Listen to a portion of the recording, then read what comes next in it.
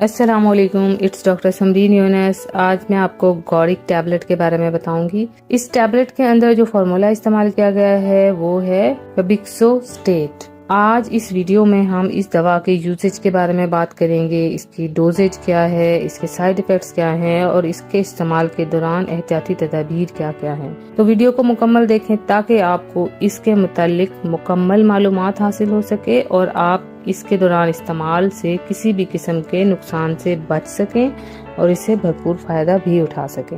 تو سب سے پہلے بات کرتے ہیں کہ اگر آپ کو کوئی دل کی بیماری ہے یا جگر کی بیماری ہے یا گردوں کا کوئی شدید مسئلہ ہے تو آپ یہ دوا استعمال کرنے سے پہلے اپنے ڈاکٹر کو ضرور بتائیں، کیونکہ اس دوائی کا ہمارے جگر پہ اور گردوں پہ ڈائریکٹ اثر ہوتا ہے، اور اگر پہلے سے دل کی کوئی بیماری ہے تو دل کا دورہ پڑنے کے چانسز بھی دیکھے گئے ہیں۔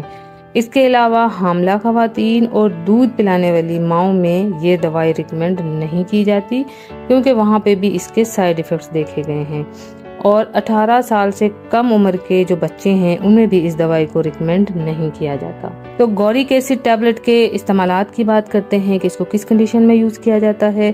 اس دوائی کو عام طور پر ان مریضوں میں دیا جاتا ہے جنہیں جوڑوں کے مسائل ہوں، جوڑوں میں یورک ایسڈ کی زیادتی کی وجہ سے درد یا سوجن کا سامنا ہو، جسے ہم عام زبان میں یورک ایسڈ کا مرض یا گاؤٹ کہتے ہیں۔ یہ دوا کرتی کیا ہے، یہ ہمارے جسم میں یورک ایسڈ کو کیسے کم کرتی ہے؟ یہ یورک ایسڈ بنانے والے ایک خاص قسم کے انزائم کو بلاک کر دیتی ہے، جس کی وجہ سے ہمارے جسم میں یورک ایسڈ کا لیول آہستہ آہستہ کر کے کم ہونا شروع ہو جاتا ہے۔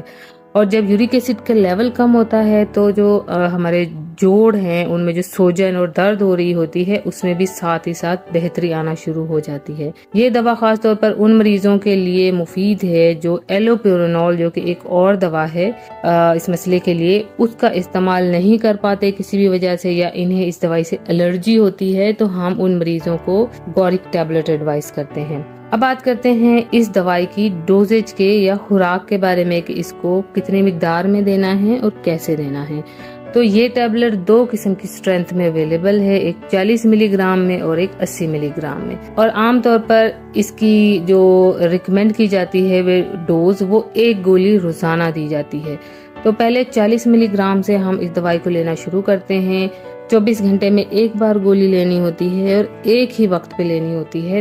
فار ایگزامپل ایک دن اگر آپ نے 12 بجے دوائی لی ہے تو اگلے دن بھی 12 بجے ہی لینی ہے، تاکہ اس کا جو فائدہ ہے وہ زیادہ سے زیادہ ہو سکے۔ اس دوائی کو ہم کھانے کے ساتھ بھی لے سکتے ہیں اور کھانے کے بغیر بھی لے سکتے ہیں۔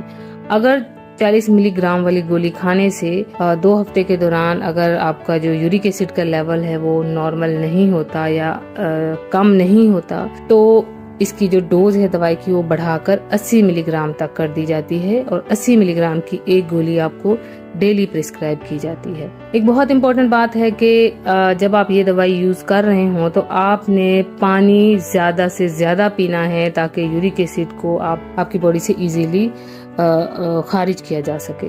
اب بات کرتے ہیں اس کے ممکنہ سائیڈ ایفیکٹس کی۔ تو اس میں جو سائیڈ ایفیکٹس دیکھنے کو ملتے ہیں اس میں عام طور پر سر درد دیکھنے میں آتا ہے، چکر آ سکتے ہیں، معدے کی خرابی ہو سکتی ہے جس میں ڈائریا بھی ہو سکتا ہے اور قبض بھی ہو سکتی ہے۔ اور امپورٹنٹ بات کیا ہے، جیسے کہ میں نے پہلے بھی بتایا کہ یہ دوائی ڈائریکٹ آپ کے جگر پر اثر انداز ہوتی ہے، تو خون میں اس دوائی کے استعمال سے کچھ مریضوں میں جو لیور کے انزائمز ہیں ان کی مقدار بڑھ جاتی ہے۔ اگر آپ کو اس دوائی کے استعمال کے دوران سینے میں درد محسوس ہو رہی ہے، یا سانس لینے میں دشواری ہو، یا جلد پر خارش جیسی علامات ظاہر ہوں، تو آپ فوراً اپنے ڈاکٹر سے رجوع کریں اور دوائی کا استعمال بند کر دیں۔ Thank you.